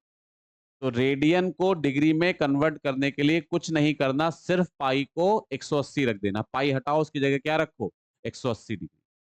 कर लोगे सब लोग? इसमें किसी को कोई दिक्कत है, कोई समस्या है तो हाथ खड़ा करिए, बताइए। कर लोगे? अब इसमें कुछ ऐसे हैं जो रोज रोज यूज होते हैं, जिनको बार बार कन्वर्ट करने में कहाँ टाइम खर्चा करोगे, दिमाग में बैठा लो, याद रखो। जैसे क्या याद रखना है, याद कर लो। ये तो निकाल ही लोगे इस तरह से, लेकिन याद कर लो जिससे टाइम बचे। क्या याद करना है, देखो, पाई रेडियन तो याद ही हम लोगों को कितनी डिग्री होता है, 180। पाई बाई 2 बताओ कितने डिग्री आएगा, पाई की जगह 180 रखो, क्या आ जाएगा, 90 डिग्री। पाई बाई 3 बताओ, 180 रखोगे, क्या आ जाएगा, 60 डिग्री। पाई बाई 4 बताओ, 180 रखोगे, क्या आ जाएगा, 45 डिग्री। है ना? ये कुछ दिमाग में परमानेंट रखो, जिससे कि जैसे कभी आए तो ये तुम्हारा आदत में हो कि अब एंगल कितना है सर, यहाँ पाई बाई 3 है या 60 डिग्री है, पाई बाई 2 है या 90 डिग्री है, ये दिमाग में रखो। और कोई अलग से नहीं आए, ये वहीं से तो आए, पाई की जगह क्या रख देना है, सीधे सीधे 180। तो ये दिमाग में अलग से रखोगी, इनकी वैल्यू दिमाग में रहेगी जब हम लोग पढ़ें। क्योंकि ये छोटी छोटी चीजें जो होती हैं, जिनको आती हैं, आता ही होगा सारे लोग, ज्यादातर लोगों को, लेकिन फिर भी जिनको नहीं आती उनके लिए कह रहे हैं कि जैसे छोटी छोटी चीजें अब हम कुछ पढ़ा रहे हैं, अब उसमें हमने कहा एंगल यहाँ पाई बाई 2 रेडियन है, कभी हमने बोला एंगल 60 डिग्री है, कभी बोला 90 डिग्री है, कभी बोला पाई बाई 2 रेडियन है, कभी कुछ बोला। तो वो आप एकदम कंफर्टेबल रहो, अभी दिमाग में ये ना है कि पाई बाई 2 रेडियन है तो आप वहां अटक गए कि डिग्री क्या होगा। और हम डिग्री में बोल रहे हैं, तो आप पूरा एकदम दिमाग में बैठा रहे। इसी तरह एक दो और याद कर लो, जैसे 2π/3 अक्सर यूज होता है, 2π/3 रेडियन, ये 120 डिग्री, ये दिमाग में याद रहे। तो ये रेडियन से डिग्री कन्वर्ट कर लोगे, एक दो डिग्री से रेडियन में कन्वर्ट करके देख लो।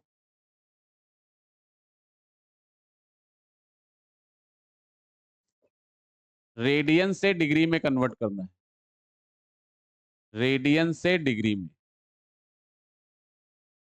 अच्छा, डिग्री से रेडियन, डिग्री से रेडियन में कन्वर्ट करना है।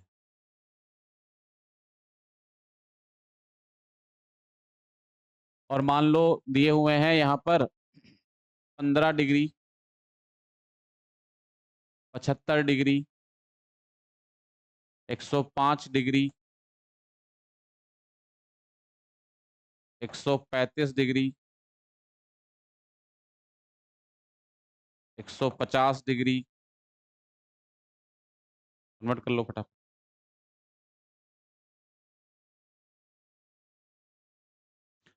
डिग्री से रेडियन में जाने के लिए क्या करेंगे? π/180 से मल्टीप्लाई कर देंगे। कर दीजिए फटाफट।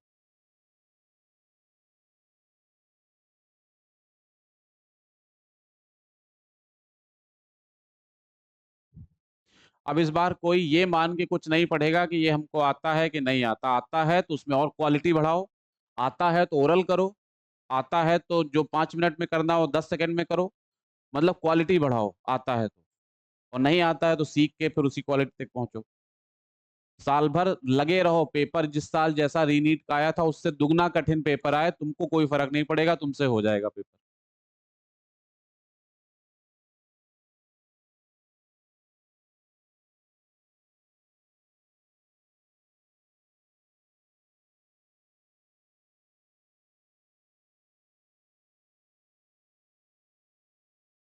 हो गया? चेक कर लेते हैं, देखो 15 डिग्री है, डिग्री से रेडियन में जाने के लिए हमें सिर्फ एक काम करना होता है, π/180 से मल्टीप्लाई कर देना होता है। तो बस यहाँ वही करेंगे, π/180 से मल्टीप्लाई करेंगे। तो π/180 से करेंगे तो 15 इंटू π/180, ये 15 से कट जाएगा, 12 आ जाएगा, तो आंसर आएगा π/12 रेडियन। ये आएगा। 75 डिग्री है, इसको करेंगे तो 75 डिग्री को π/180 से मल्टीप्लाई करेंगे। ये किससे कटेगा? 5 से, 15 से कट जाएगा। 15 से काटेंगे तो 15 5 टाइम जाएगा और यहाँ फिर क्या आएगा? 12। आंसर आएगा 5π/12, है ना? जैसे देखो कुछ लोगों हम देख रहे हैं अभी कर रहे हैं वो, तो मुझे लगता है ये तो हम विश्वास कर सकते हैं कि आता सबको है। कर लेंगे कि नहीं कर लेंगे? लेकिन अगर अभी कर रहे हैं इसका मतलब टाइम किसमें लग रहा होगा? कैलकुलेशन में। तो हर चीज सुधारनी है, हमें आता है इससे काम नहीं चलेगा। हमें आता है और हम कर लें, हम सही करें, हमारा टाइम भी सही हो, मतलब सही टाइम में करें, हर बात पे काम करना है हम लोगों को। इसलिए अगर हमने बताया जो ईमानदारी वाली पढ़ाई, उसका मतलब क्या? जैसे यहाँ पढ़ के गए, अब तुमने देखा यार जैसे ही हम सर देते थे, अब सर बताने लगते थे, पता सर बताना शुरू कर दिया, हम अभी तीसरे क्वेश्चन पे हैं। कर लेते हैं, हमें आता है लेकिन हमें अभी तीसरे पहुंचे। तो घर जाकर यही सवाल उतार लो, कोई डिग्री डिग्री डिग्री लिख लो, हम होमवर्क भेज देंगे। उसको इतनी बार प्रैक्टिस करो कि तुम जैसे ही हम सवाल लिखें ओरल आंसर बताओ। अगले क्लास में जब आओ तब तक यही होमवर्क है, जब तक कुछ ज्यादा नहीं पढ़ रहे हैं तब तक होमवर्क सिर्फ ये है कमांड करना, कि अब हम अगले दिन आए, जैसे आज हमें ये है कि सर बताना शुरू कर दिया, हम अभी तीसरे सवाल पे हैं। तो कल हमारी स्थिति ये हो कि अब कल सर ने आते आते हमसे पूछा 220 डिग्री, तो पेन में नहीं लिया, 220 इंटू π/180, 0 कटा, 22π/18 और 2 से कटा तो 11π/9, आंसर आ गया ओरल। Sir 11π/9 radian. प्रैक्टिस, तभी तो जब छोटी चीजों से ही तो पक्कापन आता है। अगर तुम अभी ढीले रहोगे, फिर एक टाइम हम रोटेशन मोशन पढ़ा रहे हैं, बड़े बड़े सवाल हैं, बड़े बड़े कैलकुलेशन है, बड़े बड़े टॉर्क निकालने हैं, तो वहां से कमांड नहीं आता है, वहां डर जाओगे। अभी ABCD से कमांड करो तो आगे अपने आप होता जाएगा। अभी बहुत बेसिक बातें हैं, धीरे धीरे क्लास का हैवीनेस बढ़ेगी। अभी एक क्लास में इतना पढ़ा रहे हैं तो 15 दिन बाद एक क्लास में इतना पढ़ाएंगे, 1 महीने बाद एक क्लास में इतना पढ़ाएंगे, तो वो हैवीनेस बढ़ेगी, तो तुम उसके हिसाब से ढलते जाओ, तभी तो सब कुछ कर पाओगे। तो बिल्कुल पॉजिटिव एटीट्यूड के साथ पढ़ो। जो कह रहे हैं इसकी चिंता ना करो कि और लोग कर लेते हैं हम नहीं कर पा रहे हैं, जो और लोग कर ले रहे हैं वो उनका पुरानी मेहनत है, हमने नहीं करी। अब हम उनकी बराबर मेहनत को आज घर पे करेंगे। जो लोग कर लेते हैं उसको पढ़ेंगे नहीं घर जाकर, क्योंकि वो कर ही लेते हैं, उनको आता है। हम जाकर घर पे इस पे 3 घंटा लगे, चाहे 2 घंटा लगे, चाहे 5 घंटा लगे, हम 10-10 बार एक-एक सवाल को इतनी बार करेंगे जब तक कैलकुलेशन पे कमांड ना हो जाए, ऐसे सवाल हम ओरल कर दें, तब तक हम मेहनत करेंगे। कल जब हम आएँगे तो इसके लिए तैयार होंगे। अभी देखो कैसे दिन दूनी रात चौगुनी उन्नति होगी। 105 डिग्री हो जाएगा 105 इंटू पाई बाई 180। फिर 15 से ही कटेगा। 15 से ये 7 गुना जाएगा और ये 12। क्या आंसर आ जाएगा? 7 पाई बाई 12 रेडियन। क्या आ जाएगा? 135 डिग्री कर लोगे उसी तरह से। ये आ जाएगा, आंसर लिख देते हैं, क्या आ जाएगा? 3 pi by 4 radian. 150 degree 150 into pi by 180। 0 0 cut गया, 5 से कटेगा तो ऊपर 3 आएगा, सॉरी 3 से कटेगा ऊपर 5 आएगा और नीचे 6। क्या आंसर आ जाएगा? 5 पाई बाई 6 रेडियन। है ना? हर छोटी चीज इंपॉर्टेंट है। जैसे मान लो हम सिर्फ, हमें समझ आ गया लेकिन हम सिर्फ टाइम ले रहे हैं सवाल करने में, तो क्या ये टाइम हमेशा मिलेगा आपको?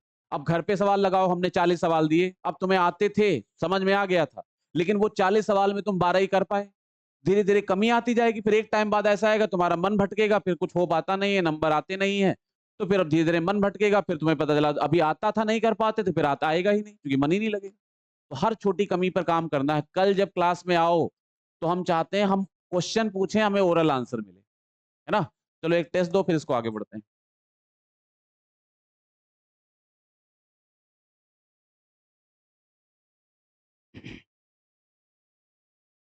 असर्शन रीजन वाला टेस्ट है, स्टेटमेंट वाला, असर्शन रीजन वाला।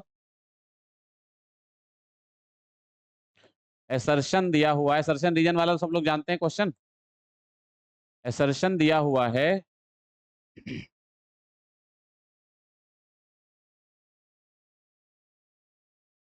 स्टेटमेंट कर देते हैं इसको। स्टेटमेंट 1 दिया हुआ है,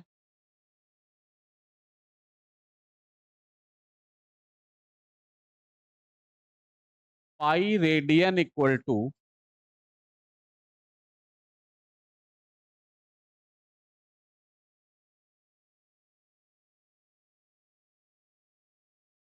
180 डिग्री इक्वल टू 3.14। मतलब 180 डिग्री की वैल्यू 3.14 होती। स्टेटमेंट 2 में क्या लिखा है?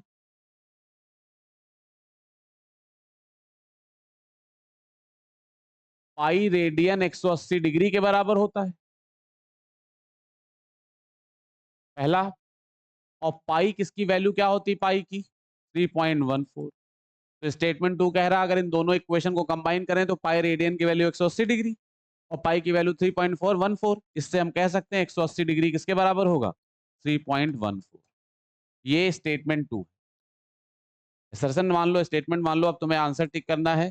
क्या टिक करोगे? पहला ऑप्शन दिया हुआ है, स्टेटमेंट 1 सही है, स्टेटमेंट 2 सही है, एक्सप्लेनेशन भी सही, एक्सप्लेनेशन भी सही। दूसरा दिया है, स्टेटमेंट 1 सही है, स्टेटमेंट 2 सही है, लेकिन एक्सप्लेनेशन गलत है। तीसरा ऑप्शन दिया है, स्टेटमेंट 1 गलत है, स्टेटमेंट 2 वो भी गलत है, तो एक्सप्लेनेशन की बात ही खत्म हो गई। चौथा ऑप्शन दिया है, स्टेटमेंट 1 सही है और स्टेटमेंट 2 गलत है। आंसर बोलेंगे नहीं, कर लो, जो पूछेंगे तो बताना। समझ में आ गया क्या है? मतलब ये क्वेश्चन ये कह रहा, पहला स्टेटमेंट ये लिखा, दूसरा स्टेटमेंट, दो कथन दिए, दो बातें दी गई। कह रहे पहला आंसर है कि जब दोनों सही भी हैं, मतलब पहली बात भी सही है, दूसरी बात भी सही, और जो दूसरी बात में लिखा वो क्या लिखा? पहले को एक्सप्लेन ही तो किया गया है कि पहला क्यों ऐसा है। तो कह रहे हैं स्टेटमेंट भी सही है और जो एक्सप्लेनेशन दिया गया है, जो कारण बताया गया है कि हाँ भाई ऐसा ऐसा इसलिए होता है, तो वो सही है। दूसरे में कहा गया दोनों स्टेटमेंट सही है लेकिन कारण गलत है। तीसरे में कहा गया स्टेटमेंट 1 गलत है, 2 भी गलत है।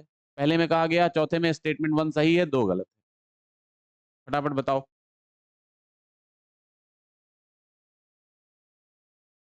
ये समझ लो क्वेश्चन किसी भी बात पे बन सकता है। आप कितनी मामूली बातें अभी पढ़ रहे हैं हम लोग, उस पे क्वेश्चन बन गया।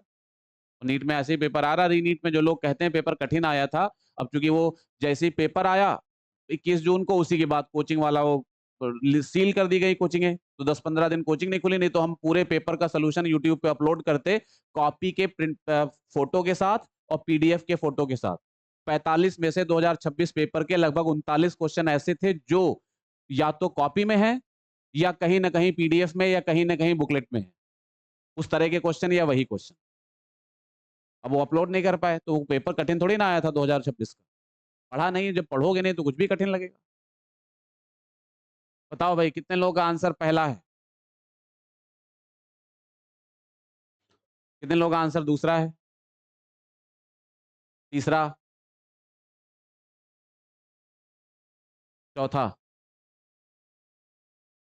चलो देखो क्या आंसर होगा। अब देखो कितनी मामूली सी बात है कि नहीं है, और क्वेश्चन कर लेना अलग बात है, मामूली और पढ़ना अलग बात है। तो देखो क्या है इसमें, क्वेश्चन का आंसर क्या होगा, फटाफट देखो।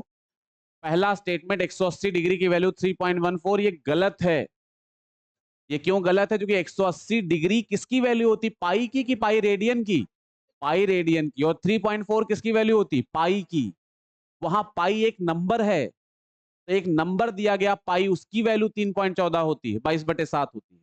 तो यहाँ पाई जब रेडियन बोल रहे हैं तो पाई रेडियन में नंबर थोड़ी ना है, तब तो वो क्या है, एंगल। तो ये समझ लो इस बात को, पाई रेडियन की वैल्यू अगर रेडियन लिखा है तो इसकी वैल्यू 180 डिग्री होगी। अभी तो हम लोग जैसे यहां लिखा है 3π/2 रेडियन, 3π/2 रेडियन, तो हम पाई की जगह क्या रख देते हैं, 180। तभी तो रख देते हैं क्योंकि यहाँ पाई क्या है, रेडियन, तो पाई रेडियन की जगह 180 रखते हैं। और जो नंबर ये पाई सिंपली लिखा है, ये क्या है, एक नंबर, एक बस उसको पाई लिख दिया गया है। अब जैसे तुम 4 एक नंबर है, अब 4 का तुम कोई नाम रख दो कि सर 4A है, तो A की वैल्यू क्या हो जाएगी, 4। वैसे हमने 3.14 एक नंबर था, उसका नाम क्या रख दिया, पाई। तो पाई की वैल्यू 3.14 या 22/7 होती है। अंतर समझ में आ रहा है? तो क्या ये दोनों बराबर हैं? पाई रेडियन 180 डिग्री और पाई एक नंबर है, इसकी वैल्यू 22/7 या 3.14 है, 3.14। तो क्या ये दोनों इक्वल हो जाएंगे आपस में? नहीं, तो पहला स्टेटमेंट गलत है। और जब पहला गलत है और गलत चीज को एक्सप्लेन कर रहे हो तो एक्सप्लेनेशन सही हो सकता है क्या? अब तुमसे हम पहली बात गलत बोल दें कि हमारे आकाश में 3 सूरज हैं, तो फिर चाहे जो एक्सप्लेनेशन दें, जब वो बात गलत है तो एक्सप्लेनेशन तो गलत होगा ही होगा। तो एक्सप्लेनेशन भी क्या है, गलत।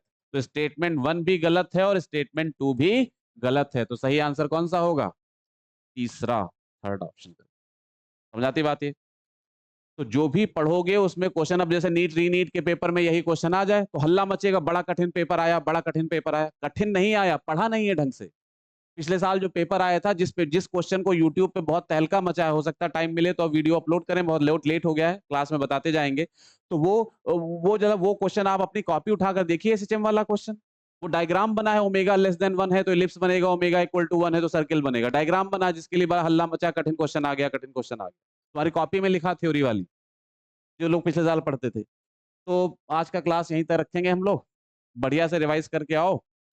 और जिन लोगों से मुझे मिलना था, कल मिल पाएंगे। हम आज कुछ इमरजेंसी मीटिंग है हमारी, 10 बजे से लेट हो गए। कल मिलेंगे हम लोग। तो कल वाली क्लास से धीरे धीरे करके क्लास का जो थोड़ा हैवीनेस है वो बढ़ती जाएगी, है ना। 10:30 तक क्लास चला करेगा नॉर्मली डेली, तो क्लास बढ़ता जाएगा। तो बढ़िया से रिवाइज वाइज करके आइए, समझ आ गया होगा सबको। पढ़ के रिवाइज करके आइए, 3-4 दिनों के अंदर हम लोग अपना फुल पेज पे आ जाएंगे, जो हमारा पेज होगा पढ़ने का 4-5 टन के अंदर, है ना।